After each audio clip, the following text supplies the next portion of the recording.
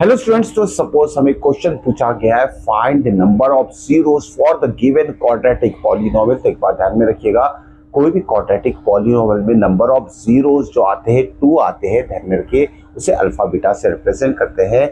यहाँ देखिए एक एग्जांपल लिया हो, P of X is equal to 2x square minus X minus 3 या डिग्री 2 है, हाईएस्ट पावर ऑफ एक्स 2 है, इसलिए नंबर ऑफ जीरोस जो रहेंगे वो 2 रहेंगे क्योंकि ये क्वाड्रेटिक पॉलीनोमियल। इसके नंबर ऑफ जीरोस हम फाइंड करेंगे फैक्टराइजेशन मेथड से।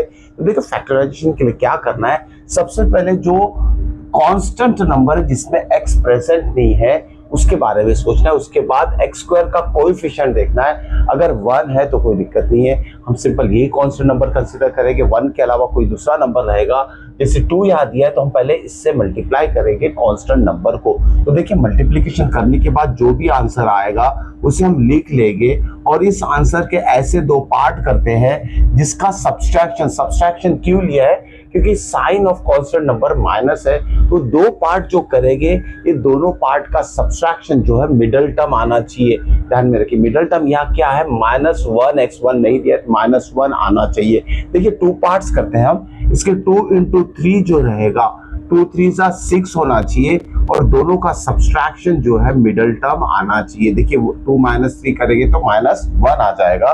तो चलिए इस -1 को हम स्प्लिट करेंगे 2 - 3 के फॉर्म में, इज इक्वल टू क्या हो जाएगा 2x स्क्वायर। ओके, यहाँ +2 है, -3 तो यहाँ लिखेंगे हम +2, साथ में x लिखना मत भूलिएगा, -3x -3। अब इसमें क्या करेंगे, आप फर्स्ट और नेक्स्ट टर्म में से कॉमन टर्म्स निकाल लेंगे। यहाँ देखिए 2x कॉमन आ जाएगा तो ब्रैकेट में रहेगा x + 1, यहाँ से -3 कॉमन आएगा तो ब्रैकेट में रहेगा x + 1। ध्यान में रखिए जब भी माइनस साइन बाहर आएगा तो यहाँ का साइन चेंज होकर प्लस हो जाएगा, माइनस तो प्लस, प्लस है तो माइनस हो जाएगा।